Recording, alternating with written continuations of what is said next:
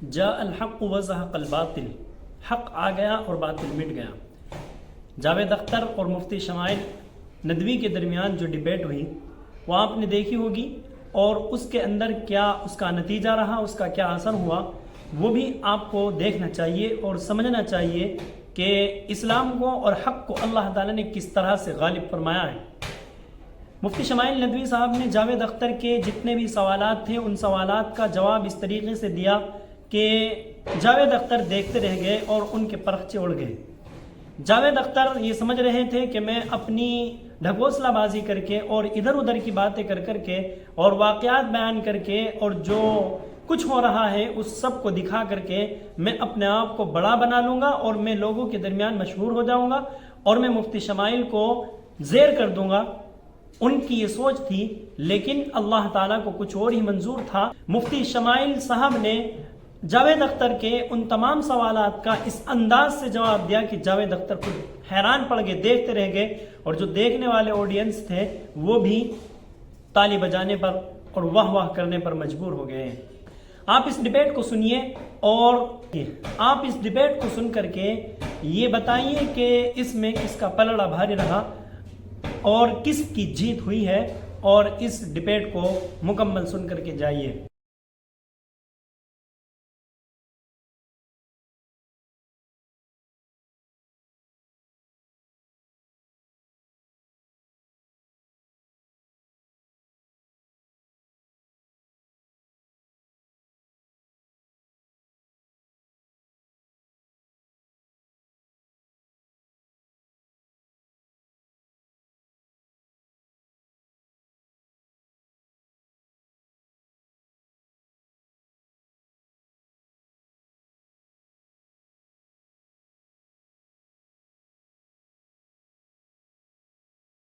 تمام تعریفیں اس کریٹر کے لیے جس نے اس یونیورس کو ایک مقصد کے تحت پیدا کیا ہے۔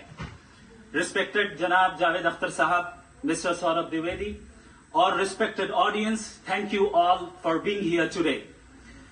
آج کی ڈیبیٹ میں چونکہ ہم بات کرنے والے ہیں ڈز گاڈ ایگزسٹ کے ٹاپک پر، تو یہ ایک ایسا ٹاپک ہے جس کے متعلق کوئی بھی ڈیسیجن لینے کے لیے الگ الگ اسٹینڈرڈز ہو سکتے ہیں۔ لہذا ڈیبیٹ کے شروع میں یہ ضروری ہے کہ ہم یہ جان لیں کہ آج کے اس ٹاپک میں کون سا اسٹینڈرڈ صحیح ہوگا اور کون سا غلط ہوگا۔ سب سے پہلا اسٹینڈرڈ جسے میں سمجھتا ہوں کہ ہمارے ریسپیکٹڈ جناب جاوید اختر صاحب بڑی تیزی کے ساتھ اس کی طرف لپکیں گے، وہ ہے سائنس۔ جبکہ سائنس در حقیقت خدا کے ایگزسٹنس کو ڈائریکٹلی ثابت کرنے یا اس کے ایگزسٹنس کو ڈینائی کرنے کے لیے اسٹینڈرڈ نہیں بن سکتی۔ اور اس کی وجہ کیا ہے؟ یہ میں نہیں کہہ رہا، یہ وہ لوگ کہہ رہے ہیں جو سائنس کے ایکسپرٹس ہیں۔ نیشنل اکیڈمی آف سائنس کہتی ہے science doesn't have the processes to prove اور disprove the existence of God. Why? کیونکہ سائنس کا تعلق ایمپیریکل ایویڈنس سے ہے، اور ایمپیریکل ایویڈنسز کا تعلق ہمارے نیچرل اور فزیکل ورلڈ سے ہے، جبکہ گاڈ نان فزیکل اور سپر نیچرل ریالٹی ہے۔ لہذا نان فزیکل ریالٹی کو آپ اس ٹول کے ساتھ نہیں چیک کر سکتے جس کا کام فزیکل ریالٹی کو تلاش کرنا ہے۔ لہذا آج اس ڈیبیٹ میں گاڈ کی ایگزسٹنس کو ثابت کرنے یا اسے ڈینائی کرنے میں سائنٹیفک ایویڈنس کو ایکسپٹ نہیں کیا جائے گا۔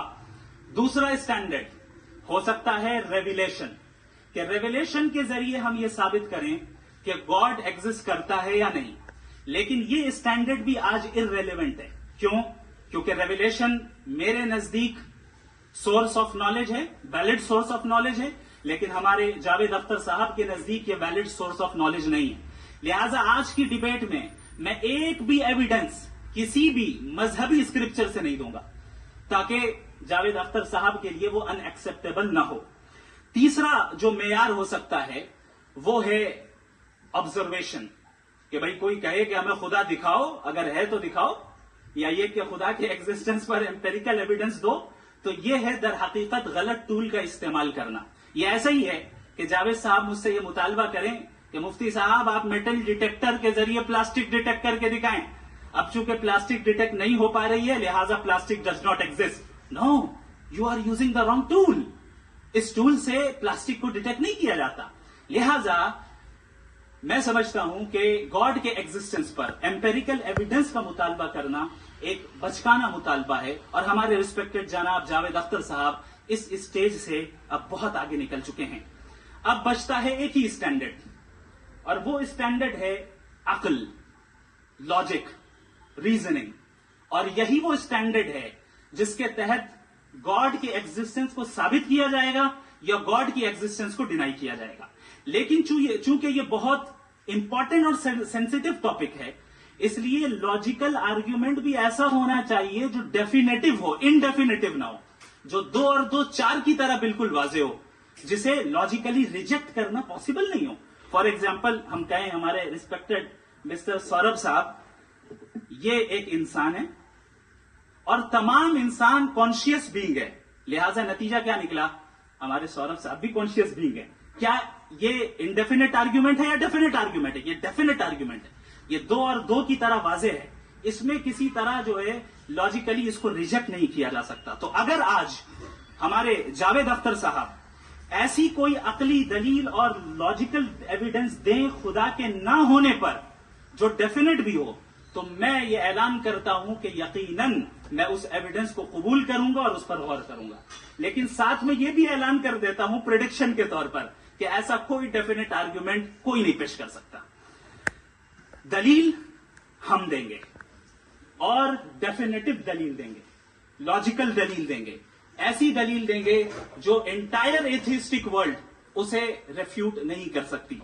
चलें अब हम एक एग्जाम्पल सोचते हैं, एक सिनेरियो, सिंपल सिनेरियो, तमाम ऑडियंस से गुजारिश है, हम और आप एक आइसोलेटेड आइलैंड पर हैं, ऐसा आइलैंड जहां पे हमसे पहले कोई कभी नहीं गया। चलते चलते आपके सामने अचानक आपने देखा एक पिंक कलर की बॉल पड़ी हुई है। सबसे पहला सवाल आपके जहन में क्या आएगा कि ये बॉल यहां क्यों आई, कैसे आई, ये पिंक कलर की ही क्यों है, कोई और कलर भी हो सकता था, ये इसी शेप में क्यों है, कोई और शेप भी हो सकता था। नेचुरली आप इस तरफ पहुंचेंगे कि कोई ना कोई है जिसने इन स्पेसिफिक प्रॉपर्टीज के साथ इस बॉल को बनाया है और यहां पे रखा है। चूंकि आप जानते हैं कि ये जो बॉल है इसका एग्जिस्ट करना जरूरी नहीं है, ये एग्जिस्ट कर भी सकती थी, नहीं भी कर सकती थी, और एग्जिस्ट करना ही था तो किसी और फॉर्म में करती, किसी और कलर में करती। अब आप इस बॉल को एक्सपैंड करते चले जाएं, एक्सपैंड करते चले जाएं, एक्सपैंड करते चले जाएं, यहां तक कि ये बॉल यूनिवर्स के साइज की हो जाए। बताइए कि क्या साइज के बढ़ जाने से सवाल बदल जाएगा? हरगिज नहीं बदलेगा।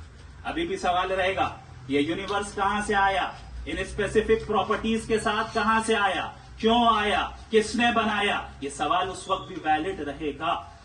लेकिन ये सवाल अगर हम जनाब जावेद अख्तर साहब से करें तो चूंकि इनका वर्ल्ड व्यू एथिस्टिक है, और सिर्फ इनका नहीं, मतलब जितने भी एथिस्ट हैं और एथिस्टिक वर्ल्ड व्यू को रखने वाले से अगर आप ये सवाल करें कि ये यूनिवर्स कहां से आया, तो इनका जवाब या तो आर्ग्यूमेंट फ्रॉम इग्नोरेंस होगा या डॉगमेटिक होगा। या तो ये कहेंगे कि मुझे नहीं पता कि ये कहां से आया, और मिसाल देंगे कि पहले जमाने में बिजलियां कड़कती थी तो लोगों ने किसी एक खुदा की तरफ, और बारिश होती थी तो दूसरे खुदा की तरफ मंसूब कर दिया, उनके पास दलील नहीं थी। ये हमारा वर्ल्ड व्यू है ही नहीं, ये हमारा वर्ल्ड व्यू है ही नहीं, क्योंकि नेचुरल फेनोमेना के प्रोसेस की इंटरप्रिटेशन को जान लेने से ये कहां से साबित हो गया कि गॉड एग्जिस्ट नहीं करता है। इस पर मैं इंशाल्लाह अभी आगे बात करूंगा। आप हजरात ये भी देखेंगे, और मैं ये एक्सपेक्ट करता हूं कि हमारे रिस्पेक्टेड जनाब जावेद अख्तर साहब जरूर इमोशनल आर्ग्यूमेंट्स भी देंगे, जो कि एक लॉजिकल फेलेसी है जब बात आती है ट्रुथ को डिसाइड करने में। क्यों? मिसाल के तौर पर वो कहेंगे कि अगर गॉड है तो इविल क्यों एग्जिस्ट करता है, जबकि मैं कहता हूं इविल का एग्जिस्ट करना गॉड के एग्जिस्ट करने की दलील है, उसके खिलाफ नहीं है। चूंकि अगर गॉड है तो हम सब उसके सामने अकाउंटेबल हैं, और अगर हम अकाउंटेबल हैं तो अकाउंटेबिलिटी के लिए इविल का मौजूद होना जरूरी है, उसके बगैर हम अकाउंटेबल नहीं हो सकते। और अगर हम अकाउंटेबल नहीं हैं तो हम जनाब जावेद अख्तर साहब से पूछेंगे कि आप बताएं कि फिर सफरिंग इस दुनिया में क्यों है? अगर खुदा नहीं है तो सफरिंग क्यों है? और उन लोगों के जज्बे का क्या जिनके अंदर सफरिंग के बाद इंतकाम लेने का जज्बा पाया जाता है और वो इस दुनिया से ऐसे ही चले गए, क्या उनकी सारी तकलीफें बेकार चली जाएंगी?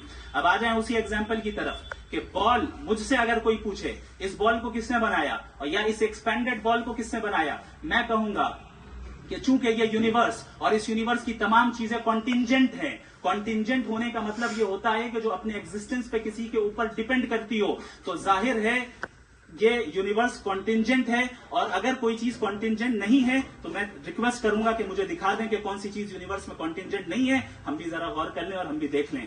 और जब कॉन्टिंजेंट चीजें मौजूद हैं तो फिलोसफर्स की इस्तिलाह के मुताबिक, उस टर्मिनोलॉजी के मुताबिक, हम उस जगह तक पहुंचते हैं और उस हस्ती तक पहुंचते हैं जिसे नेसेसरी बीइंग कहा जाता है, कि ये वो नेसेसरी बीइंग है जिसका मौजूद ना होना नामुमकिन हो। क्योंकि अगर ये मौजूद ना हो तो सारी चीजें एग्जिस्टेंस में आएंगी ही नहीं, और ये सारी कॉन्टिंजेंट चीजें उसी के ऊपर डिपेंड करती हैं। अब अगर आप ये सवाल करते हैं कि फिर उस हस्ती को किसने बनाया, फिर उसका कॉज क्या है, फिर उसका कॉज क्या है, फिर उसका कॉज क्या है, और एंडलेसली चले जाएं, इसे हम कहते हैं इन्फिनिट रिग्रेस ऑफ कॉजेस, जो कि लॉजिकल फैलेसी है। कॉन्सेप्चुअली इन्फिनिटी पॉसिबल है। मिसाल के तौर पे न्यूमेरिकल्स 1 2 3 गिनते चले जाएं, इन्फिनिट नंबर्स हैं। मैं कॉन्सेप्चुअली बात नहीं कर रहा, प्रैक्टिकली रियलिटी में साबित करके दिखाएं कि infinite regress of causes possible है या नहीं।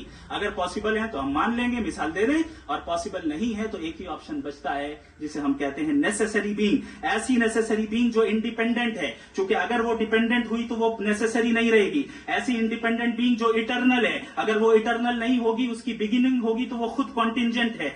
ऐसी बीइंग जो पावरफुल है, क्योंकि कॉन्टिंजेंट को एक्चुअलाइज करने के लिए पावर चाहिए। ऐसी बीइंग जो इंटेलिजेंट है और नॉलेजेबल है, क्योंकि ये यूनिवर्स स्पेसिफिक फॉर्म और स्पेसिफिक लॉज ऑफ नेचर के तहत प्रिसाइजली चल रहा है। Thank you. थैंक यू मुफ्ती साहब। मैं इन दलीलों के बाद जावेद अख्तर साहब से गुजारिश करूंगा, आप बैठ के बोलना चाहेंगे? आपने कहा कि किसी मजहबी किताब में डायनासोर का जिक्र नहीं है। अफसोस कि आज तक किसी मैथमेटिक्स की किताब में मुझे डायनासोर का जिक्र नहीं मिला। तो इसका मतलब मैथमेटिक्स की किताब बेकार है? नहीं, उसका वो टॉपिक नहीं है। रेवलेशन का और मजहबी किताबों का टॉपिक ये नहीं है कि आपको आके बताए साइकिल कैसे बनाते हैं, या आकर ये बताएं कि जो है डायनासोर कब था। वो तो मोरालिटी सिखाने आया है, गॉड के बारे में बताने आया, नॉन फिजिकल रियलिटी की हकीकत को सिखाने के लिए आया। उसके बाद उन्होंने कहा कि भाई हमें नहीं मालूम। अगर नहीं मालूम तो क्लियरली कह देना कि नहीं मालूम है, इसमें क्या हरज है? तो वही तो मैं कह रहा हूं ना कि आप कह दें कि नहीं मालूम, लेकिन क्लेम क्यों कर रहे हैं कि गॉड एग्जिस्ट नहीं कर रहा है? आप कह दें नहीं मालूम है, हो सकता है हो सकता ना हो, लेकिन आप क्लेम कर रहे हैं। The moment you say God does not exist, this is a claim, and now the burden of proof is upon you too, जैसे हमारे ऊपर है। आखिरी चीज, इन्होंने कहा कि खुदा दुनिया बनाने से पहले 150 साल पहले या करोड़ों साल पहले क्या कर रहा था। अरे हजरत, चलें, बहरहाल मैं जवाब दे देता हूं। आप हमारे रिस्पेक्टेड पर्सनैलिटी हैं, अगर आप नहीं होते तो मैं ऐसे एंटरटेन ही नहीं करता। टाइम, ये 100 साल पहले या 100 साल बाद, पहले बाद में अभी, ये वो अल्फाज हैं जिनका ताल्लुक टाइम से है। टाइम शुरू ही हुआ है यूनिवर्स की बिगिनिंग के बाद, तो उसके पहले खुदा क्या कर रहा था? सवाल इलॉजिकल है, ये फेलेसी है। यानी आप ये कह रहे हैं कि यूनिवर्स के बनने से पहले खुदा क्या कर रहा था? टाइम के बनने से पहले, पहले का ताल्लुक टाइम से, टाइम उस वक्त था ही नहीं, तो ये सवाल ही इनवैलिड है खुदा के ताल्लुक से। एक दूसरे की मदद करें, ऐसी जिंदगी। सर आपकी बात आ गई, आप ये कह रहे हैं कि लोग डिसाइड करेंगे क्या सही है क्या गलत है, यही है? मेजॉरिटी डिसाइड करेगी क्या सही है क्या गलत है? अरे भाई बिल्कुल। मेजॉरिटी अगर ये कहे कि नाजी जर्मनी के साथ जिस तरह मेजॉरिटी थी कि जेनोसाइड करना सही, आप जस्टिफाई करेंगे? उस वक्त आपका ये सवाल से तो उसके बाद क्लोज कर। हाँ, उस वक्त प्लेनेट पे जो लोग थे, उनमें कितने लोग एक दूसरे को सही समझते? अच्छा, प्लेनेट की मेजॉरिटी तय करेगी, सोसाइटी की नहीं। प्लेनेट की मेजॉरिटी गॉड के एग्जिस्टेंस को सही मानती है, आप क्यों नहीं मानते? मेरा सवाल जावेद अख्तर साहब से। क्या नाम है आपका? अरे भैया सब मुझे तो पूछ रहे हैं। फैज, फैज। मारो हमको जिंदा मत छोड़ो सालो। हम कोई मंदिर का घंटा है कि कोई भी आके बता जाता है? क्या सवाल? हाँ पूछे। जी जावेद अख्तर साहब। अरे भैया सब आप लोग मुफ्ती साहब को छोड़ रहे हैं तो मेरे ही पीछे पड़े हैं क्या? फिर चलो बोलो भाई। हाँ भाई। मुफ्ती शमाइल ने जावेद अख्तर के एक एक सवाल का जवाब दिया, और जब जावेद अख्तर से कोई जवाब नहीं बन पाया और ऑडियंस ने भी जावेद अख्तर के सामने सवालात की भरमार कर दी, ऑडियंस ने खड़े खड़े होकर के बार बार खड़े हुए और हर एक ने जावेद अख्तर से सवाल किया, तो जावेद अख्तर का रंग बदल गया और वो ये कहने पर मजबूर हो गए कि सब मेरे से ही सवाल करेंगे, कुछ इंसान मुफ्ती साहब से भी तो सवाल कीजिए। जबकि उनको लग रहा था कि अब मैं यहाँ पर फंस चुका हूँ और मेरे पास कोई जवाब नहीं है, तो उन्हें ये जवाब इख्तियार करना पड़ा और उन्होंने मजबूर होकर के कहा कि सारे सवाल मेरे से ही करेंगे, कि कुछ सवालात मुफ्ती शमाइल से भी कर लीजिए, تو یہ اس طرح ان کو شکست ہوئی ہے، ان کی ہار ہوئی ہے، اور مفتی شمائل کی یہاں پر جیت ہوئی ہے.